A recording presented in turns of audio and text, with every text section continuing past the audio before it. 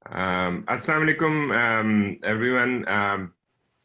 यहाँ पे इस वक्त अमेरिका में 10 in the morning 10 o'clock in the morning है, तो वहाँ पे पाकिस्तान 7 o'clock। तो आप सबको बहुत warm welcome. This is our first webinar for the nurses exclusively. APPNA Merit, as you know, APPNA is a organization of physicians of Pakistani descent, which are here for many years. It was formed 43 years ago, and we represent about 18,000 physicians from Pakistan in North America, which is Canada and USA. Then APPNA has various committees, and this merit committee is focused primarily on medical education and healthcare in Pakistan. Of course, both nurses and physicians are excellent in Pakistan, but somehow because of the resources, because of the various other issues, the system has not supported the patient care as well as it should be, or it could be. So, so in that way, अपना merit का ये initiative है कि health care की जहाँ बात होती है तो सबसे पहले we talk about the nursing, because nursing is the main pivotal part in any health care system. जहाँ पे हम देखते हैं अमेरिका में, इंग्लैंड में, and any other developed countries where the healthcare systems are developed, nursing is the most important part in the patient care. So that's why APPNA Merit has taken up this initiative with Pakistani nursing leadership like Rafat Jan, who you will hear after me, that we should support nursing. Of course, the nurses in Pakistan are great. They are doing a wonderful job. They know everything, most of the things, but we are here to see if we can support them, if we can help them, we can learn from them. Basically, it's a collaboration. We are not bringing something new. It's always there, but we would like to learn from each other. We would like to maybe start some projects together. One of those projects will be a nursing course. So we will start with the critical care nursing, ICU nursing.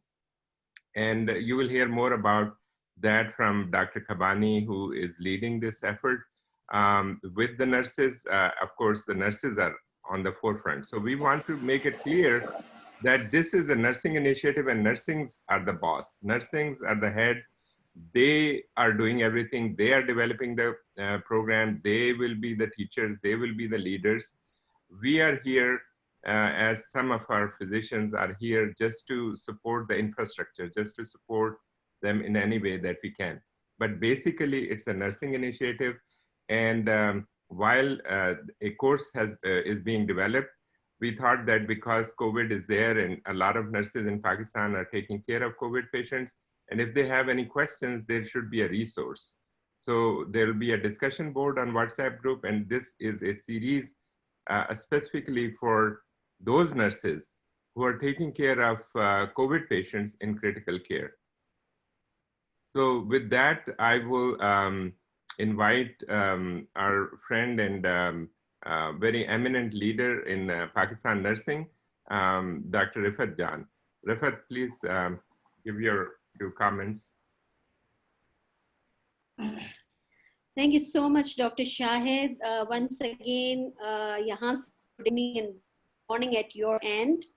मैं सिर्फ quickly ये बताती चलूँ, I'm Dr. Rafat Jan, professor at AGACNP University. हम लोगों की meeting बहुत short रही है, मगर जो भी हमारे साथ पार्टिसिपेंट्स है, it's very very fruitful. दिसंबर में जो रावलपिंडी में अपना के साथ नर्सेस की मीटिंग हुई थी और हमने ख्वाहिश जाहिर की थी कि if we work in collaboration with अपना और हम ज़्यादा से ज़्यादा कोलैबोरेशन करें. So eventually मेरा बहुत सारा रोल तो सिर्फ कोऑर्डिनेशन का है, that I coordinated American nurses जो पाकिस्तानी हैं and Pakistani nurses. तो इंशाल्लाह आई एम सो हैप्पी कि आज हम फर्स्ट वेबिनार कर रहे हैं. This is very very good. इंशाल्लाह आज बिस्मिल्लाह हो गई है, तो आज बहुत ही अच्छा दिन है कि हमने अपना के साथ वेबिनार के साथ बिस्मिल्लाह कर दी है. और इंशाल्लाह जैसे डॉक्टर शाहिद ने बताया है कि सबसे पहले क्रिटिकल केयर का कोर्स होगा, मगर साइड बाय साइड जो अमेरिका से हमारे ग्रुप में नर्सेज है, बहुत सारी नर्सेज फैमिली नर्स प्रैक्टिशनर की हैं, फैकल्टी मेंबर भी हैं, दे ऑल जॉइन टुगेदर और फिर वो भी अपने ग्रुप्स में इंशाल्लाह कोर्सेज बनाएंगी और हम इसे अपना के प्लेटफॉर्म पे प्रेजेंट करेंगे. Once again I welcome you all and I'm extremely happy with apna collaboration. Since I'm in Chitral with exclusively COVID team, तो internet बार disruptions है, तो I will then turn off the video, but I am here. और हम जो हमारा WhatsApp group है, if you have any questions or do you want to know something, please write on that WhatsApp group. Thank you so much. Dr. Rafat, could you introduce yourself more completely, because we have guests who don't know you very well. Okay. I'm Rafat Jan and I graduated from Aga Khan University, so completed undergraduate studies at the Aga Khan University, graduate study in North America, in Canada and in US. I was thinking what to do, but the chancellor sent me message that I cannot leave Pakistan. I have to serve Pakistan. And he sent me this message through Board of Trustees chairperson. So I've returned back and I'm working in Pakistan. I was the president of Midwifery Association because my passion or my specialty is women and newborns and children under 5. And then I became first nurse president of Pakistan Nursing Council. And last 2 terms, I just finished my 2 terms with International Confederation of Midwives. और शायद बहुत सौ को पता होगा कि sigma theta tau international nursing में भी है जो अमेरिका में है. And I established chapter at the Aga Khan University, Raw Delta chapter. मैं इस वक्त अपने interns students के साथ I am in Chitral because there are 3 isolation center here. And so basically I'm with the intern and my team today is exclusively COVID. I have lots of friends, both American and Pakistani American nurses. और अपना के साथ मैंने जब first disaster में काम किया था कश्मीर में, तब भी अपना ने मुझे इत्तेफाकन रावलपिंडी में ही इनवाइट किया था और फिर हम भूल चुके और दोबारा दिसंबर में इनवाइट किया. शायद फिर मैंने अपना की जान ही नहीं छोड़ी. मैंने कहा हम आपके साथ काम करना चाहते हैं and I am very grateful कि आप भी उधर थी और डॉक्टर दानिश, डॉक्टर शाहिद, उन्होंने कहा ठीक है. तो फिर जब डॉक्टर दानिश ने कॉल किया कि एक वेबिनार करना है, मैंने कहा एक वेबिनार नहीं, अब हम कुछ सस्टेनेबिलिटी चाहते हैं. तो then I am very happy both of them talk to me और फिर इस तरह से हम आपके साथ क्लोज कोलैबोरेशन में आ गए हैं. I think this is quite energetic. Working in isolation and alone, it's not very good. और आपको पता है जो उर्दू में कहते हैं डॉक्टर और नर्सेस का तो चोली दामन का साथ है, तो वो तो चलता ही रहेगा. तो we are so happy. और यकीन कीजिए मैं जब भी व्हाट्सएप पे मैसेज देती हूँ तो डॉक्टर शाहिद, दानिश, डॉक्टर नूरमहल, ये 3 ऐसे लोग हैं जो मुझे क्विक आंसर कर रहे हैं.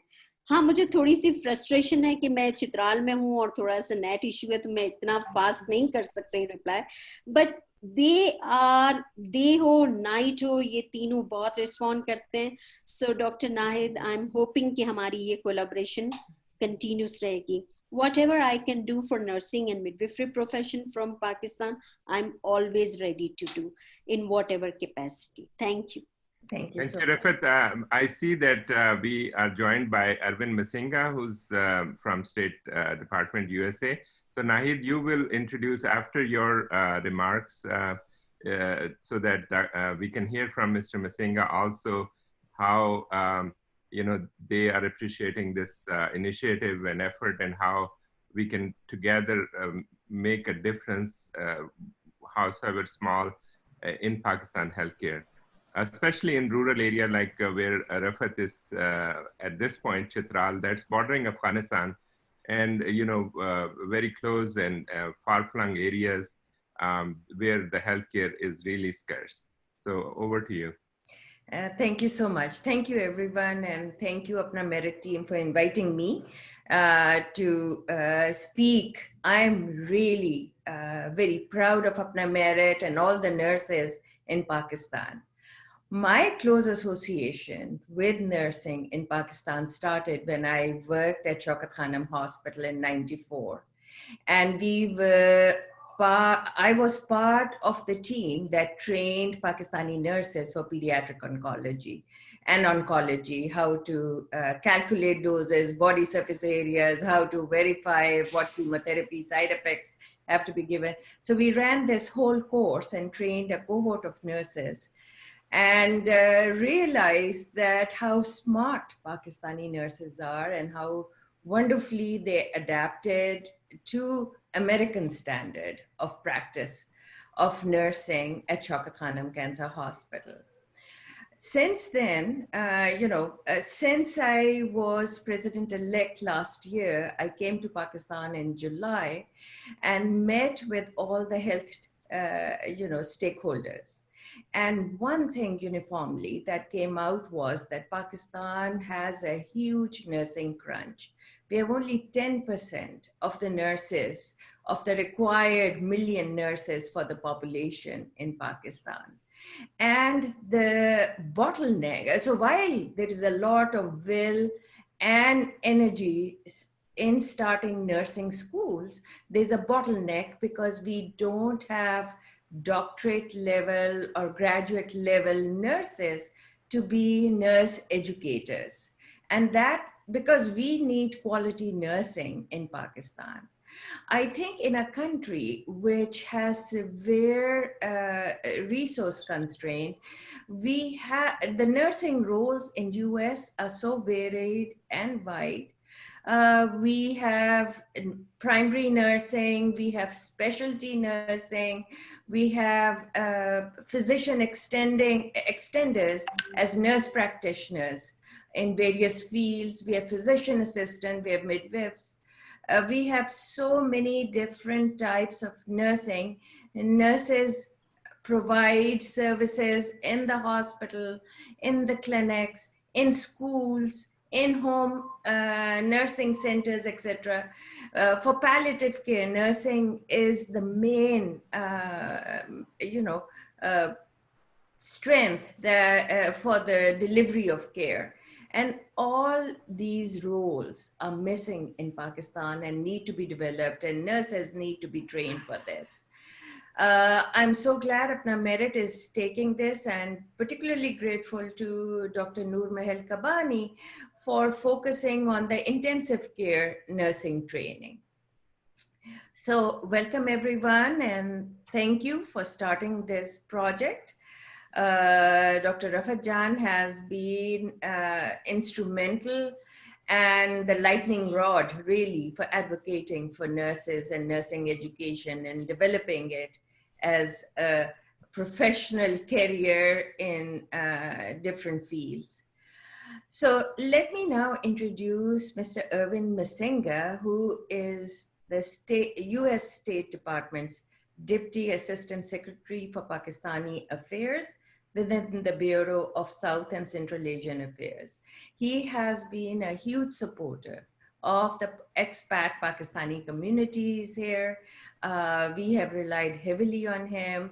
He has come to many APPNA functions, spoken about advocacy and how Pakistani Americans can get more engaged in the civil discourse of the country. So I'm really happy and thankful to Mr. Masinga for joining, because I have a number of proposals of how we can introduce graduate level nursing or enhance the graduate level nursing in Pakistan by collaboration of US State Department and Pakistani diaspora, physician diaspora here, like APPNA and Pakistani nursing. So here's to you, Mr. Masinga. Professor, can you hear me okay? Yes, we can hear you loud and clear. Great, Professor. Thank you so much for the introduction. Thank you, Shahid.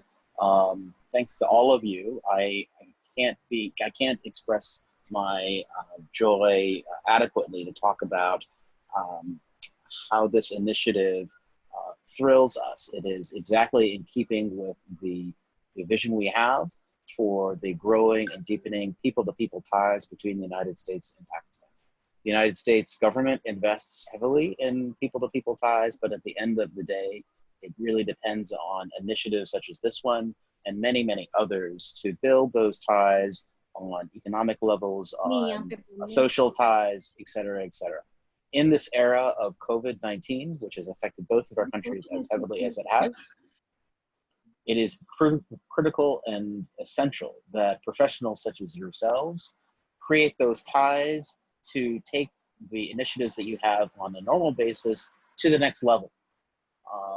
Because for us to be able to confront and roll back this COVID pandemic, it's going to take all of our creativity, all of our energy, and all of our love as communities, and communities working together to achieve that. And we are confident that that's will happen. This nursing initiative in particular is of great interest to me. And interest to our government because we do recognize that bottleneck or that limitation in Pakistan. Pakistan has wonderful medical professionals and a wonderful medical infrastructure, but it's not complete. And this issue or this question in particular can serve to fill a critical gap and improve the standard of care across the board. And we believe that the expertise that we find here in the United States that's represented in APPNA and represented in communities across the country can help fill that gap. I don't want to interfere in the discussion that you'll have, so I'll drop off soon, but I did want to ask a question, something that these professionals, both here in the United States and in Pakistan, are uniquely qualified and capable of answering. The government of Pakistan asked the United States government for assistance in identifying the appropriate technology being used on the cutting edge of COVID-19 treatments for those who need assisted breathing, but not ventilators, because we found that the use of ventilators in most stages is not necessarily the appropriate way to go. But there are other techniques that assist those who are having difficulties. Something that is like a CPAP machine. And here's where I come to the end of my medical knowledge. But I'm fairly confident that the professionals here have an idea of what I'm talking about. So if you can discuss amongst yourselves and come up with a list of products that are being used successfully in US medical facilities to address the critical needs associated with those who are suffering from COVID and that have been successful in improving the outcomes, and provide and forward that list to me for a sense of what those technologies are, we will plan to respond to the government of Pakistan, and then we can take it to the next level in terms of procurement or talking together or collaboration to roll out those technologies in Pakistan. So again, I want to thank you and applaud you. Unless you tell me otherwise, I look forward to lauding your efforts and this collaboration in social media, just to underscore how important people-to-people ties are and how they impact positively our collective efforts to attack issues such as this pandemic. But let me stop there. And if anyone has a question before I drop off, I'd be thrilled to take it. Thank you, Mr. Masinga. I really appreciate your presence here and offer for support. We know we can always count on that, as well as we have an MOU signed with USAID, I think 4 years ago, and we have been in touch with them. But I think this COVID situation and other initiatives that we are taking brings in once again the importance of the collaboration. If USAID can be more proactive with us in terms of whatever they are doing and healthcare is a big part. We know that they are active in KPK province and women and children and so many others, and train the trainer programs. And all of these programs, we are very, very interested to help, because we know the landscape, we are from there, and we can deliver in a really proficient way with the cost and impact of those services. So obviously we look forward to your collaboration, and USAID, somehow we can get together and make these initiatives more outcome-based. Shahid, we've had this conversation before, and I'm fully aware of this view, and I understand I've had this conversation with USAID on multiple occasions. Of course, at this juncture, AID here in Washington and in Islamabad is fully occupied with rolling out assistance to the government and medical professionals. But there's always room for improvement and for dialogue. And my commitment to you is, let's have a dialogue around this general topic of collaboration between APPNA and us in terms of development, and then certainly on COVID. So yeah, I'll be talking to USAID about our conversation this coming work week. Yes, thank you so much. Where non-invasive ventilation that you referred to is concerned, Dr. Noormahal Kabani is an intensivist with us, and she's helping them, she's part of both the intensive care group in for APPNA Merit, as well as part of the nursing group. So, and we have a COVID-19 task force. So we'll put it together and we'll come up with a proposal that we can send to you, how we, how the State Department can help us access non-invasive ventilation techniques. Training would be part of this group, but where the equipment or what needs to be developed and or sent to Pakistan, we'll get you that list. Thank you so much. I can't express my gratitude enough for this, because we know the situation is challenging in Pakistan, and many people's lives are in peril. And so the more thoroughly and quickly we can address this issue together, the better off that the people in Pakistan and the people in the United States and our relationship would be. So thank you again for that quick response. Thank you. Thank you, Mr. Singha. Thank you, Naheed.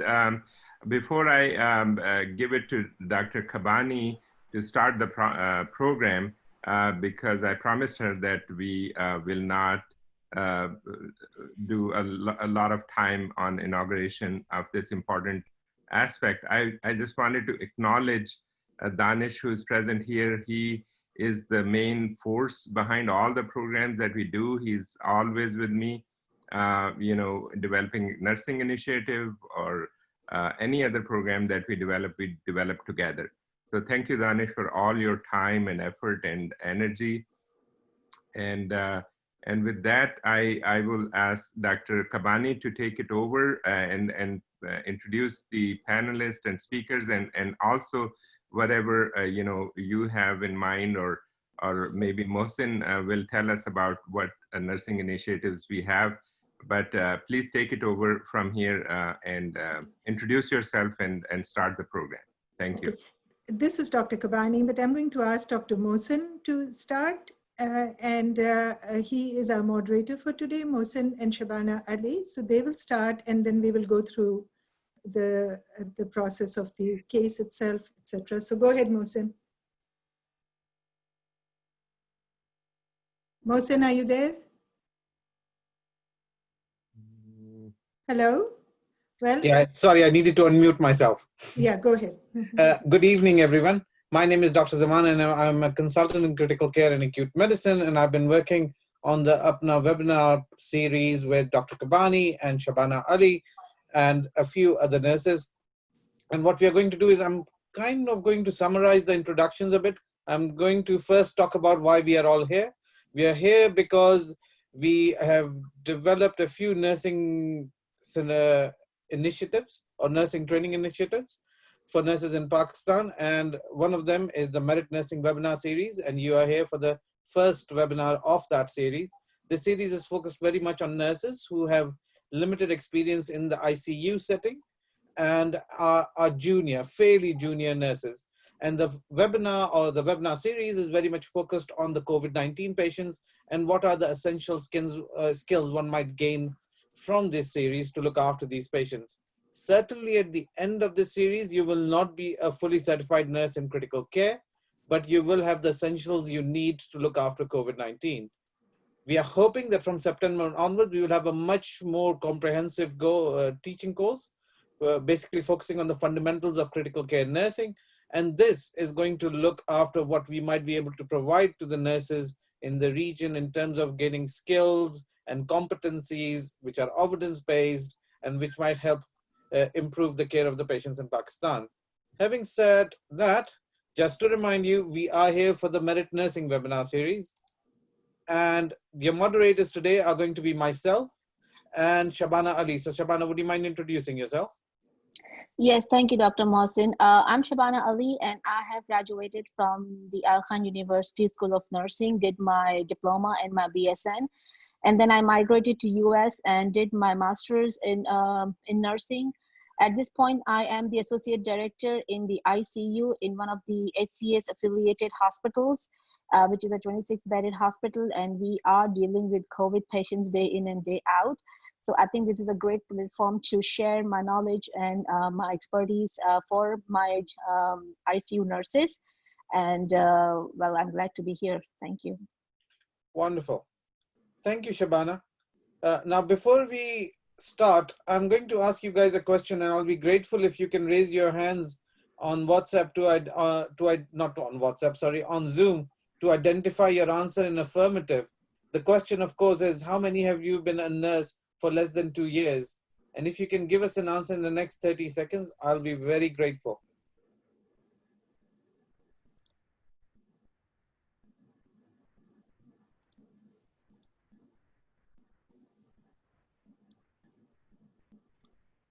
Okay. Oh, sorry about that. Yeah, you're on the, okay. Yeah. Let me now ask the second question, which is, if you are an ICU nurse, can you answer yes by raising your hand again, if that is to be true? And again, I'll give you some time to respond to that.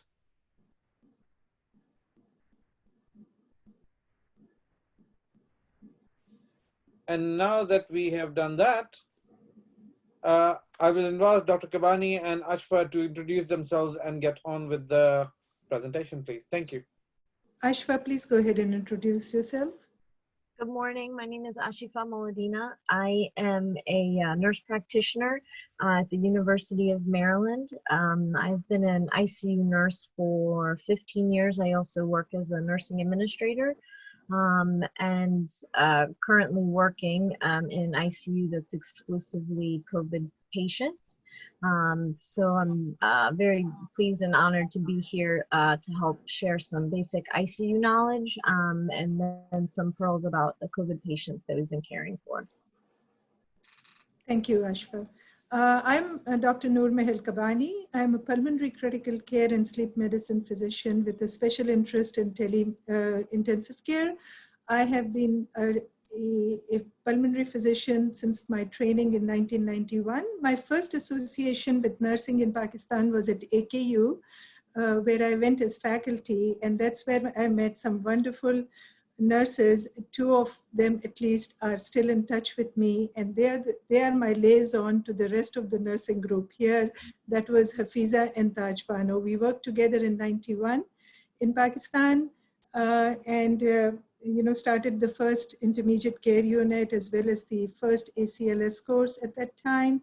And when I got volunteered, I think by Dr. Shahid, no, it was not, I wanted to do this, but when I took over the nursing education initiative for critical care, I needed to find some good, excellent nurse educators. And I'm very happy to say that both in the US and in Pakistan, I've been able to find a very good batch of nursing educators that will be taking us through this journey of education. So Thank you very much. And go ahead,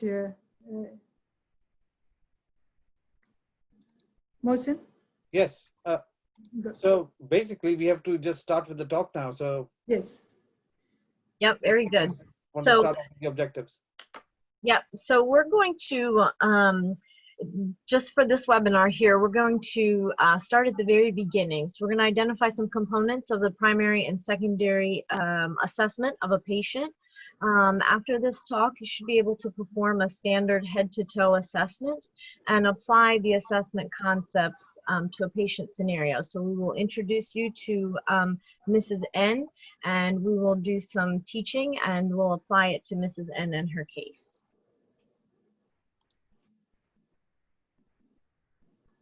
Now to meet Mrs. N. She is a 67-year-old female with a medical history of asthma, type 2 diabetes, hypertension, and these medical conditions are very well controlled with her home medications currently. Mrs. N presented to the emergency department after feeling fatigue and shortness of breath for about 3 days. Upon her workup in the emergency department, she was found to have a temperature of 38.4. Her heart rate was 110 beats per minute. Other notable findings for her was her glucose was measuring at 687. Her urine was positive for ketones, and upon doing a COVID test on her, her COVID swab was positive. Next slide, please. So Mrs. N now needs to be admitted into the ICU for diabetic ketoacidosis, or DKA. And what we're going to do now is walk through the very beginning steps of just taking her to the ICU and how a nurse in the ICU can admit a patient and assess them and begin their course of care. So Mrs. N is being admitted, and the ED nurse brings her to your room. So the first thing to do now, and especially in COVID times, is to don your personal protective equipment. For COVID positive patients, this should include eye protection and a respirator mask. Also included in this should be a gown and some gloves so that you're fully protected. And again, most importantly is the mask and the eye protection. So after the nurse has put their PPE on, the nurse should go into the room, introduce themselves, and ask the patient how they're doing. Next slide, please. The very initial assessment for nursing in a new situation with a new patient should always consist of what we call the ABCDEF assessment. It's an acronym, and the A starts for airway. And so when you look at this patient, you want to see what type of airway they have. Is it natural airway? Are they breathing naturally? Or do they have, are they intubated with a breathing tube? Also, when you assess someone's airway, you look at their ability to talk. So someone who may have a compromised airway may not be able to speak in full sentences. You also want to listen for any abnormal sounds, not with a stethoscope, but just to listen when they talk.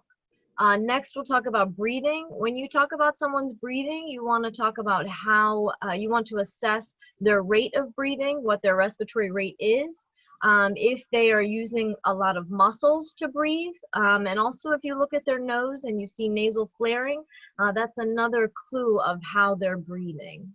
Then we look at circulation. Remember, we're going in A, B, C, D, E, F order. So when you look at someone's circulation, or when you're looking at your patient, you want to look at their color. Are they pale or are they flushed? You also want to feel their skin. You want to check their pulses and their heart rate. And when it comes to circulation, you also want to take note of the IVs they have. That's your access into their circulation. We move to disability, or D for disability, which would be any pain, any injury, any vision impairment, hearing impairment, any disability that your patient might have. E is exposure. So this is when you expose your patient and you take a look at their body from head to toe. You want to just look at their skin. Again, you're looking at their skin color. And then F is for falls, and that's to assess the fall risk of your patient. So are they able to walk? Do they need an assistive device? This ABCDEF assessment can be done by simply looking at the patient or you know, just touching the pulses. It's not a very in-depth, but it can give you a lot of information about how your patient is doing. Next slide, please. So now, you know that Ashfa has told you the basics. You have done some assessment on the patient, and you've introduced yourself after moving her to the bed and placing her on the monitors. You complete your primary assessment. You find out that her airway is a natural airway. She's not on any oxygen or anything. Her breathing is good, not labored. Her respirations are 12 per minute. Heart rate is 113, so a little bit of a increased heart rate, and we'll go over that in a little while. And then she's warm to touch, and she does have an IV in, an important point to check and make sure that your IV is patent when you check that. So the patient is complaining of diffuse abdominal pain, 4/10, and it is mild, but it's still there, and that's something that needs to be assessed. As far as the exposure is concerned, you've looked at her and she has no rash, no wounds or any skin abnormalities. And you're assessing her for falls, and that, you know, you've noticed that she moves slowly, but is steady on her feet. Next slide, please. So what comes after primary assessment? It's secondary assessment, okay? And so, you know, what is part of secondary assessment? And I will let Ashifa go over it with you from here. So once you've completed your primary assessment on the patient, which after you do it for a little while, your primary assessment will take you maybe 30 seconds, maybe a minute. It's a very quick assessment of the patient. Now that you've completed that, you need to know a little bit more. And your secondary assessment will include past medical history. And we've talked about Mrs. N, she has diabetes and hyperlipidemia. You also want to know what medications the patient is taking. So current medications for Mrs. N are Lipitor, metformin, and hydrochlorothiazide. We also call that HCTZ. Next, to understand a little bit more about your patient and the environment they live in, you want to know some of their social history. So Mrs. N is married, she has 3 children, she lives with her husband, and she is independent at completing her ADLs or her activities of daily living. The last part of the secondary assessment is the actual physical head-to-toe exam. So you may think we've already done A, B, C, D, E, F, what else is there to do? But now you have to assess your patient system by system. This is also, you can go to the next slide. This is also how we are going to report our findings. So the head-to-toe assessment consists of the neurologic, pulmonary, cardiovascular, gastrointestinal, and genitourinary, as well as musculoskeletal and integumentary. This is the complete head-to-toe exam, and the reason it's so important is because it gives you structure as a nurse, a way to always do it the same way so you don't forget something. It's just very systematic. Also, it's a good way to establish what the baseline is for your patient so that you know what their normal is, and then it's easy to pick up on changes. It's also a very common language between all medical professionals when you can describe someone's assessment. And it starts with just the general survey like we talked about, A, B, C, D, E, F. So what does your patient look like? Next slide, please. Now the parts of a neurological exam, the important parts, and especially in the ICU, is you to assess the patient's level of consciousness. So are they alert? Are their eyes open? Are they arousable? Are they sleepy? So maybe they're tired, but you can shake them or say their name and they wake up quickly. Or are they sedated? Are they on medications to keep them sedated? Next is orientation. So you want to know if the patient knows the date, the time, if they know where they are, if they know why they're in the hospital. This is how you assess the orientation. And are they able to follow commands? If you say, shake my hand or give me a thumbs up, are they able to do that? Within the neurologic exam, it's also the motor and sensory functions. So you want to know how well they're able to move their extremities, and how and they're feeling, right? So we have Mrs. N. She is diabetic, and diabetics often can develop what we call neuropathy, and so they have decreased sensation in their fingers and toes. And so it's important to know that about your patient. That way you can assess if it changes. Also, a good grading scale that is used throughout the world is a Glasgow Coma Scale.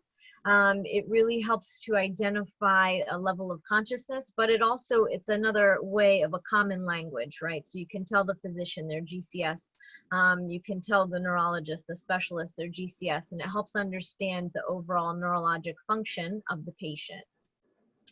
The RAS score-rich agitation sedation scale, we will talk more about that in the webinars to come. That has to do more with patients that are sedated, but it also gives you a good understanding of how well they're sedated. And then lastly is the reflexes. So this is a measurement of the patient's brainstem function. And it's three simple things. Are they able to cough? Do they have a gag reflex? And then their corneal reflexes. Next slide, please. This is just to show what the Glasgow Coma Scale is. It is made up of 3 sections. The first is the eye-opening response. So the patient is scored on how alert they are. When you say their name, do they open their eyes, or their eyes open spontaneously? Or when you say their name, that's when they open their eyes? Can they only open their eyes to pain? Or do they not open their eyes at all? The higher the number for each one of these is a better score. So when we talk about verbal response, if the patient is oriented, they know where they are and the date and the time, then they're oriented, they get a 5 for that. If they're confused, they get a 4, and then it goes down the list there. And lastly is their motor response. So if you ask the patient hand or give them a thumbs up, are they able to do that? If they are, it's obeys commands, and it's a 6.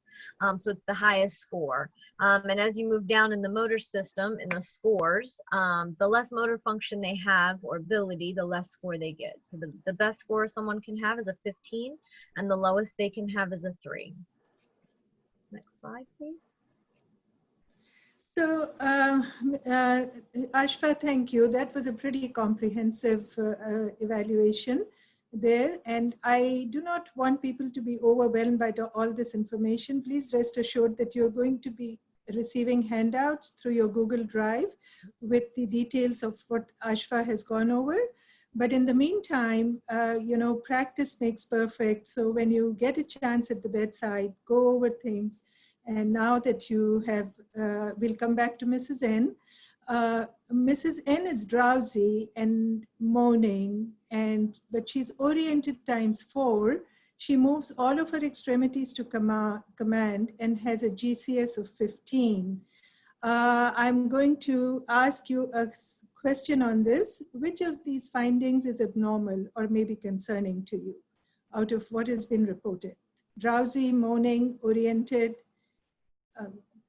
I'm seeing some answers. Yep, very good.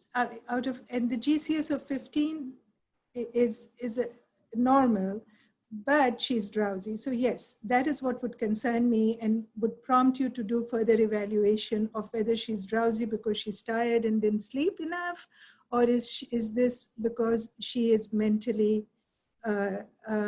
not there. The GCS score was explained to you by Ashifa. Ashifa, did you want to go over it one more time at this point, or? We can also just go back to the slide where it's listed, Yes. so you can take a look there. Yeah. Can we go back to the GCS slide? So basically, you go over the eye opening, the verbal response, and how the commands are being followed. So you could go to spontaneous, whether if she's opening her eyes spontaneously, that's a 4, which is normal. If she's oriented to time, person, and place, that is normal. And if she's obeying commands, it is normal. But any of these below that, you begin to pay more attention to. So our patient is 15, so currently she is good. So we'll go on to the subsequent slides. Yes, next slide, please. Ashifa? So once you've completed your neurologic assessment on the patient, then you move to the next system, right? We're going head to toe. So the next system is the pulmonary assessment. This is very important, and especially for COVID patients. So first we talked about the natural airway or intubation or tracheostomy. These are all the different types of airways you can have. Next is the lung sound. So you want to listen with the stethoscope. You should listen to all 5 lobes, and you should listen to the front and the back. It gives you a little bit of an understanding of maybe what is going on in the lungs. If you hear decreased sounds, maybe there's some fluid there, maybe there's a pneumonia. And then the secretions, right? So is Mrs. N coughing? And if she is coughing, is she making any sputum? And what color is the sputum? Is it thick? And I will say that for our COVID patients in the ICU, just in my experience recently, the COVID patients, they have a cough, it's dry, and they don't bring up any sputum. So it's important to know this. Are they bringing something up or not? And what does it look like? Next, we'll talk about some more of the pulmonary assessment. So at this point, then you want to see, is your patient on oxygen? If they are on oxygen, what type of device is it? Nasal cannula, high flow, BiPAP, CPAP, or a ventilator? How much oxygen are they requiring, and what are the settings on these machines? And then the other piece of the pulmonary assessment is what type of therapies does the patient need? Do they need nebulizer treatments? Do they need an incentive spirometer or chest PT to open up the lungs and recruit some of the airway, or suctioning, right? So if they have a lot of sputum, are they requiring suctioning? Another thing that's helpful for patients is sometimes postural drainage, laying on one side or the other, or even proning. Proning is something that we'll talk more about, especially with the COVID patients, but this can often help your patient's oxygen levels increase and help open the lungs up a little bit. So now you have learned the pulmonary assessment, and you come back to look at Mrs. N with that. Her presenting complaints, if you remember, were fatigue and shortness of breath from the ER. You always want to confirm that with the patient or an attendant, that what is written is exactly what she has been complaining of, and anything additional. So she also, when you do ask her the right questions, she also tells you that she has a cough and she has some abdominal pain. So the past medical history, again, as you learned previously, is important, and that is important in the connotation of COVID, especially diabetes and hypertension. As you all might have seen, both those conditions are predisposed to a more severe form, especially at her age. She's 60 something, if I remember correctly, 63.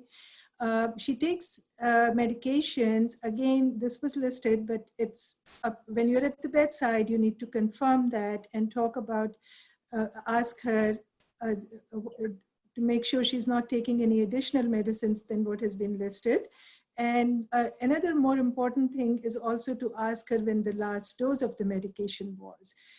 The hydrochlorothiazide is a diuretic, and if she's already dehydrated, that may be something to note for the physician, because they would want to know, and you do not want to restart that. The other thing is a medicine like metformin, and you will learn that in your nursing course or further details of the medication, that metformin is not a drug that you want to continue on a patient who's acutely ill. So if she was on it at home and somebody has accidentally written for it, as a nurse, you can identify that and bring it to their attention to say, hey, do you really want this patient to be on metformin? So because that can cause more acidosis and cause renal failure in these patients, extremely serious. The pertinent labs that were again done in ED, you want to check the results and be cognizant of them. for your physician who will be calling soon or maybe coming to the bedside soon. And that's your opportunity to ask for orders in case he has not looked at everything yet, you know. So potassium of 3.0 in this patient is extremely concerning, mainly because in DKA, you do not even want to start insulin before your potassium is above at least 3.2 or higher, for reasons that you will be learning, but just briefly, it can cause severe arrhythmias. That is one reason. So you want to replace the potassium first. And hopefully your physician will be quite aware, but it's good for you to know and point it out if they're not. The chest X-ray shows an increase in vascular markings in the perihilar area. And here is our X-ray, and you know, she was COVID positive, and now you see an infiltrate, and that has a lot of significance that we will, you know, keep addressing. Also significance in terms of how much fluid the patient will be getting, etc. So, that is your patient there. And go ahead, Ashifa. Very good. So now that we've assessed the pulmonary system, we know how Mrs. N is doing from that standpoint. Next is the cardiovascular assessment. In the cardiovascular assessment, we're looking at the heart and we're looking at the circulation. First is the heart rate, the rhythm, and the sounds. In the ICU, the patient is going to be hooked up to the monitor, so you should be able to see the heart rate and the rhythm continuously. You want to know, is the heart rate fast? Is the rhythm regular, irregular? And then heart sounds. You're going to listen to the heart sounds. Dr. Mohsin, could you place that picture there for me, please? Perfect. So this is a diagram of someone's chest and how the heart lays within the chest. These are the 4 points that you want to listen with your stethoscope, and this gives you a good understanding of the different areas of the heart. You will get a printout of what these areas are, but it's the different valves in the heart, and then the base of the heart as well. Which can give you an understanding of if they have heart problems. Next is the blood pressure, and we're going to want to know our patient's blood pressure in the ICU at least once an hour, sometimes every 15 minutes. Next is the skin color, temperature, and edema. So patients with heart failure will sometimes, if they have too much fluid, they'll have a lot of edema in their arms, their legs, but then their skin temperature will be cool, and it will appear pale. So these are all things that you want to look at. It gives you, again, another indicator of how your patient is doing. Also, you want to check the pulses. So check pulses in the radial arteries and in the feet. And then also sometimes check in the groin area and the femoral artery. This also gives you an understanding of perfusion, how well the patient is being perfused. And then IV access and other invasive lines. So patients in the ICU will have a central line. Sometimes they'll have that central line in their neck. It's a larger IV. And then sometimes an arterial line. So that's a line that measures the blood pressure continuously instead of using a blood pressure cuff. And then part of the cardiovascular assessment is, are they on medications? Are they on medications through their IV that are continuous to bring their blood pressure up, or sometimes patients are on medications to bring their heart rate down, to bring their blood pressure down. So part of this assessment is what type of medications and continuous infusions they are on. Next slide, please. So thank you, Ashifa, for that. And I think we are now able to assess her cardiovascular system, and you find out that her heart rate is 113 per minute. She appears to be in sinus tachycardia on the monitor. And other than that, her cardiovascular system is okay, but there is some tachycardia. Now, what could be the cause? This is when you want to start thinking about what could be the cause of her increased heart rate. And some of the more common causes, first, fever, as you all know. Anxiety, you know, if a patient is anxious, her heart rate could be up. And anxiety could be just being in the hospital, or there could be a more severe underlying cause, like she's hypoxic or something. So you need to kind of be able to differentiate the anxiety from the patient's point of view versus something physiologic or pathologic going on. One thing you don't want to do is to just say, she's anxious, give me some Ativan. Believe me, the physician will not give that without further evaluation. So that is one point I would like to make. You could also have, she does have DKA, she was on hydrochlorothiazide, she's having some abdominal pain, she may not have eaten that much, so she could be dehydrated. Okay. The other thing you could ask about was the caffeine intake. If she's a heavy caffeine drinker and she drank some, that could be it. Underlying thyroid disease, hyperthyroidism, increased level of thyroid hormones can cause the tachycardia. And then again, things like medications. That is why your medication history is so important, that if she is on something like tryptanol or other medications that are related to causing tachycardia, then that is where your medication, knowledge of your medication history will come in, and you'll be able to put it together. Next slide, please. Good. So now that we've assessed the cardiovascular system, the next system is the gastrointestinal or genitourinary. So your GI and your GU assessment. This starts at the very top of the GI tract, which is in the mouth. And so when you are looking and assessing this system in your patient, you want to look at their teeth. You also want to look in their mouth to see, do they have any sores? Something else that's helpful with patients is when you look at the inside of their mouth, their mucous membranes. Sometimes if they are dry, then you can think your patient is dehydrated.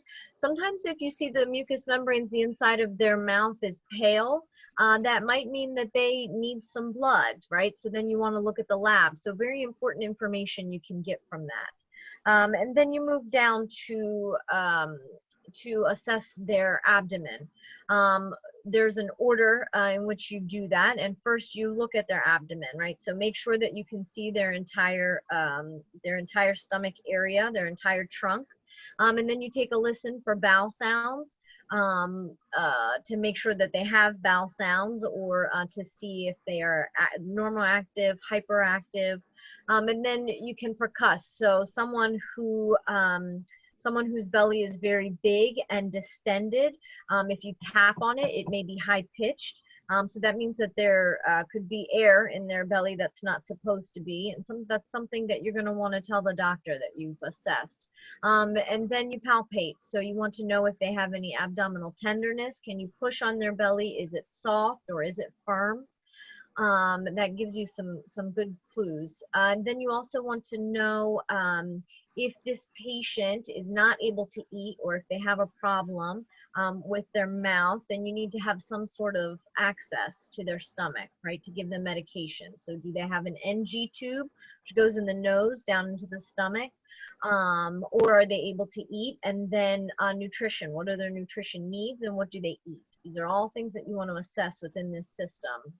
Sometimes patients in the ICU will have a NG tube in their nose down to their stomach, and they'll be on tube feeds. It's important to know that. And then you look at their urinary system. So in the ICU, are they voiding on their own, or do they have a Foley? And if they have a Foley, what does the urine look like? How much urine do they have out? In the ICU and really anywhere in the hospital, it's very important to know what your patient is taking in and what they're putting out. Also, the physician is always going to want to know this information. All the specialists are going to want to know this information, right? Mrs. N is in DKA. Is she dehydrated? This picture here just shows you some examples of what intake is and what you should count in intake. We call it I's and O's, right, for intake and output. And then on the other side, it shows you the excretion and secretion. These are all ways that you can lose, your patient can lose fluid and volume. So those are all things that you need to take note of. And you'll see in the middle, it talks about fluid and electrolytes. This is very important in someone who has DKA because their electrolytes are not normal. So you want to know what's going in, what's coming out. And then lastly, in the hospital, and especially in the ICU, we care a lot about bowel movements. It allows us to know how well your GI system is working. And then does your patient have diarrhea? Are they constipated, right? Because then we need to treat that. So this is just a full description of the GI and GU system and what needs to be assessed. I think on the next slide, we'll talk about Mrs. N's GI tract. Before I continue, I'm sorry, but I'm seeing messages that their nurse is trying to join. And could we ask Walid to please send everybody a link again, please? Because there is a link that you have to register on. If somebody can pass that information on. So now we're coming to clinical scenario, Mrs. N. Again, and after Ashifa's looking at her sheet, you've gone and evaluated her, and the abnormal things that you found was that she's complaining of 4/10 abdominal pain, and she has some nausea, but no vomiting and no diarrhea. Now, the abdomen is not distended. The two things that can distend an abdomen, the most two common things are either air or fluid. And if an abdomen is not distended, that is a good thing. But if it was, then you have to think about things like fluid in the abdomen, like ascites, obstruction of the bowel, which means that the bowel is not performing its normal movement functions and is getting distended, and what is known also as ileus, where the activity of the bowel is not, it may not be obstructed, but the activity of the bowel is not normal, and that can cause distension. The bowel sounds are present, and that is another thing that you want to listen for. And if you are listening for bowel sounds and you don't hear any, the time period you want to listen to is 3 to 5 minutes before you conclude that the bowel sounds are abnormal. Or not present. So the last bowel movement will tell you if the patient had a last bowel movement, the day before or that morning, then she's probably not obstructed. The abdomen, if it is soft with no localized tenderness in any part of the abdomen, that is a good thing. If you do have localized tenderness, for example, in the right lower quadrant for an appendix, and the right upper quadrant for gallbladder, then those are the conditions that you need to think about, and there are many more. But if you notice that, that is something to note down in your exam and convey it to the appropriate person, be it your team lead, nurse, and the physician. So, why is this patient having abdominal pain? My slides are going away. Okay, there they are. So why abdominal pain? The diabetes, she's not obstructed. She's not, no ascites, nothing like that. Why is she having abdominal pain? Just so diabetes can affect nerves that cause the stomach muscles to become slow. It actually affects the nerves that can all over the body, including the stomach muscles. And thank you for that answer, Magul. The less bowel activity and less activity of the muscles innervating or attached to the stomach. So when they become slow, the emptying of the food is slower, and you develop abdominal pain, and the condition is known as gastroparesis. So that completes our assessment of Mrs. N's abdominal exam. Very good. So after the GI and the GU tract comes musculoskeletal and integumentary assessment. These are also things that you can assess on your patient, some just by looking at her. And one of the most important things is to look at your patient's posture and see how they're sitting or see how they're laying, and is there any deformity. Next, you want to assess the strength of each extremity. If you were worried, let's say, about a stroke, you may see some difference in the strength in each extremity. So you have to test each one. And then also just looking. So if we're looking at the integumentary system, you want to just look at your patient. Make sure that you look at every part of their body. There's been several times we found a patient with a wound, and you know, they can go a day in the hospital without anybody seeing it because nobody looks at their backside. So it's very important to make sure that you visualize your entire patient, and then look at the skin color and integrity. Do they have a rash? Anything abnormal, moles, all those things, very important to look at. And then again, just looking at the IVs and the invasive line sites, you want to see, do any of those sites look like they could be infected? Are they red? Is there any drainage? Just very important things. And in the ICU, those patients are going to have at least 2-3 IVs, maybe a few other invasive lines, and it's a very easy site to become infected.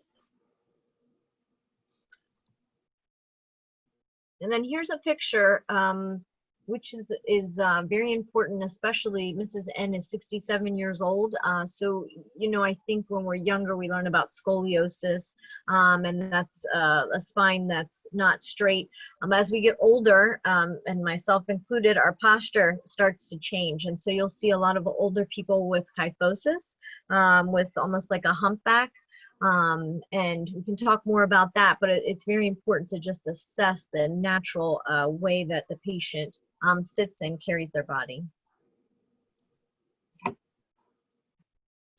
Okay, so now Mrs. N's musculoskeletal exam is ready to be reported, and the only abnormality you find is kyphosis, which you just saw in the previous slide. And if you want to go back to it for a second, we can emphasize that. You want to go back? Yeah. So kyphosis is the first structure which you can see that, you know, the back is kind of bent outwards. What is the significance of this? This is next slide, please. Go back to the clinical slide. Yes. Now she does not have any other issues relating to her musculoskeletal system, and her IV sites that you've also inspected are clean and dressed. There are no wounds, no skin abnormalities. Next slide, please. Do we, okay, so, sorry, the kyphosis, yeah, the end of the slide. Sorry about that, Mohsin. Can kyphosis affect Mrs. N's breathing? Yes, it can, and that is the significance of noting that.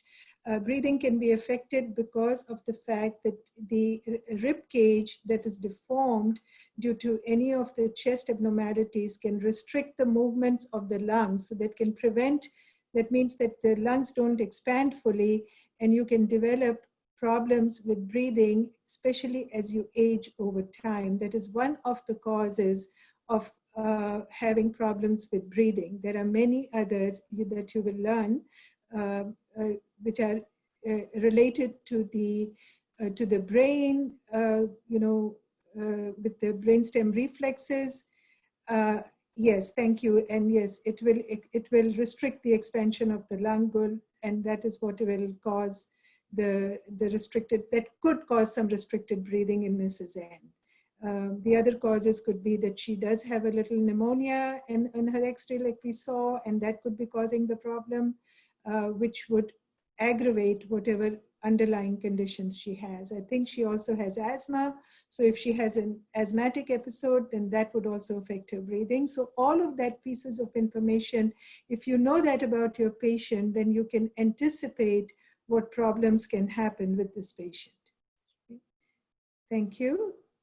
Next slide, please.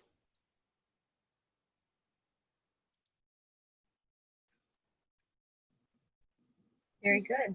So now we've completed the primary and secondary assessment of the patient, which means that you've brought them in and now you have an understanding of how they're doing and what their baseline upon admission is.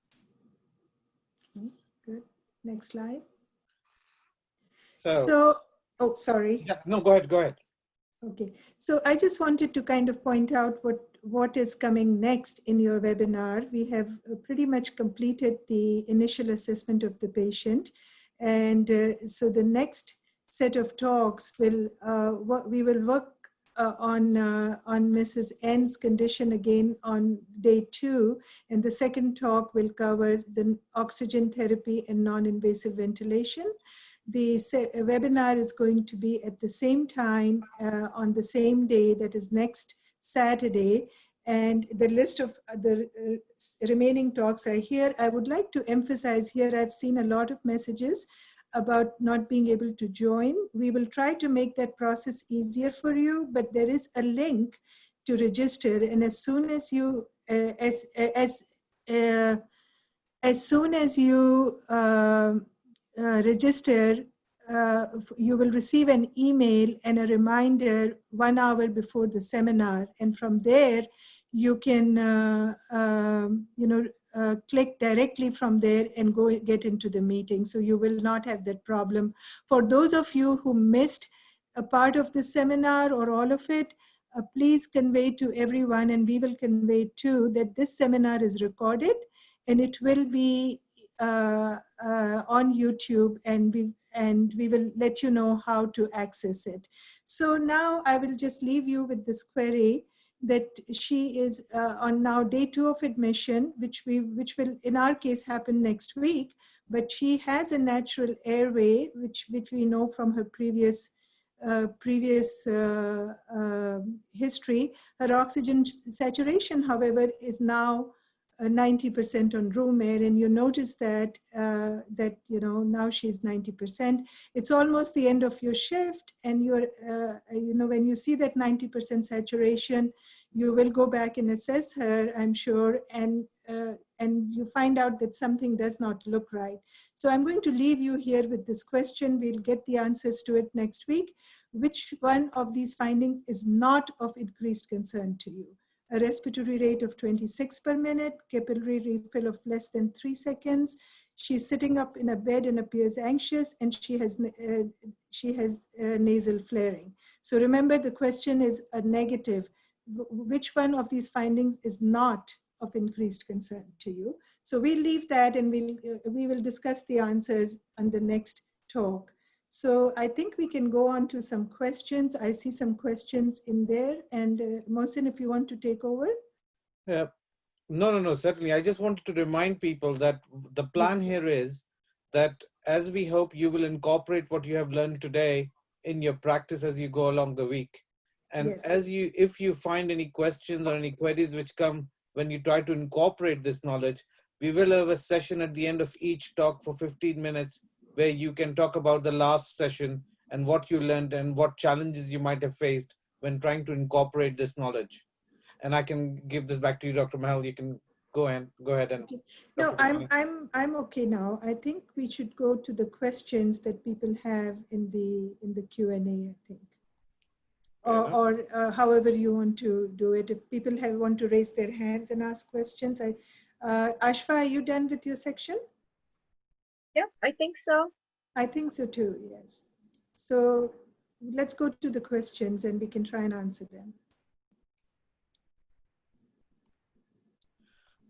Okay.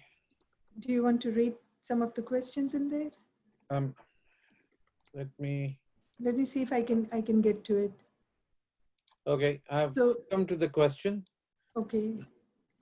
The first one is, thought nasal prongs we can deliver oxygen up to 4 to 6 liters per minute. I think this is a follow-up question which they asked about nasal prongs and how much oxygen we can deliver through it. And the real answer is that would be answered in the next week's talk, which is very much focused on oxygenation and what are the limits up and down. Okay. All right. So there is a question if patient can be drowsy on a GCS of 15.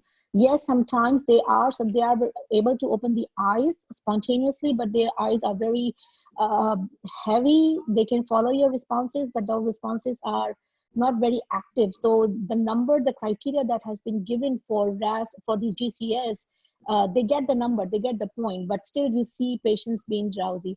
And at this point, I would like to let my attendees know, we took this situation and we will be continuing on this situation for all our next sessions. So it's just like a patient who has come from home to the emergency We assessed the patient in the emergency and we felt the patient should go to the ICU.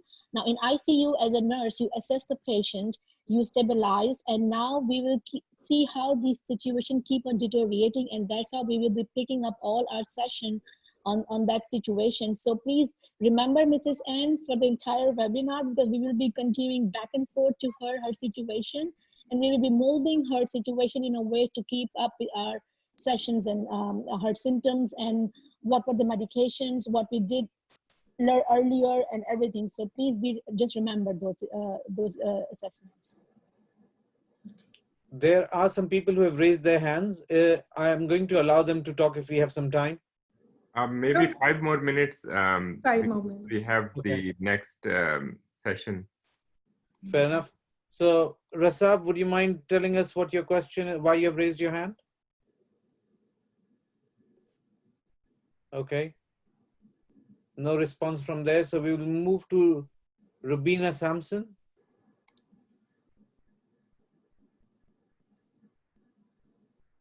Okay. And Shumaila Rani, if you can, you have raised your hand, if you can tell us what you want to say.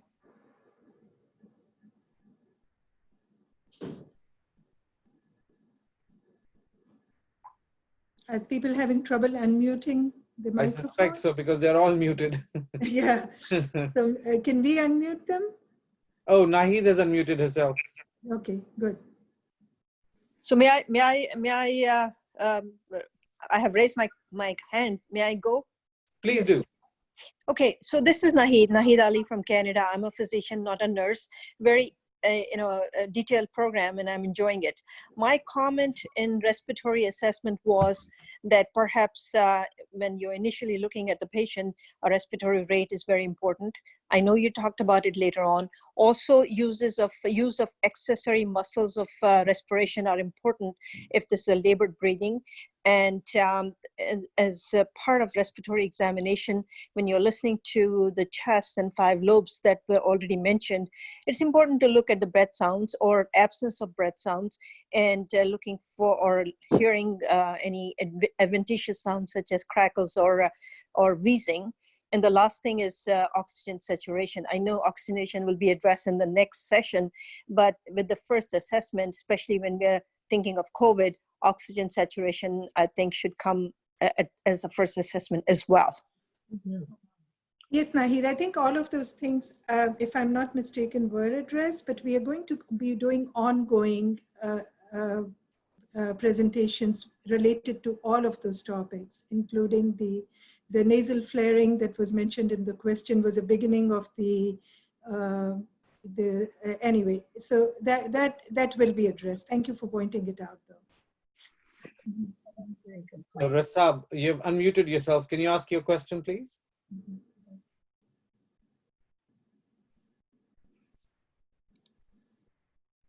Okay. Still not getting anywhere there. I think that's about it. There's nobody else who has raised their hand, and we have no more questions that I could... Actually, there might be one more question. Somebody has asked about, please elaborate it on the RAS score. Did you want to take that? Yeah, absolutely. So the RAS score, it stands for Richmond Agitation Sedation Scale. And I know that we will be talking more about this as we go through the webinars and Mrs. N's hospital course. But it is a scale that goes from +5 to -5. And 0, which is in the middle of the scale, is someone who is calm and alert.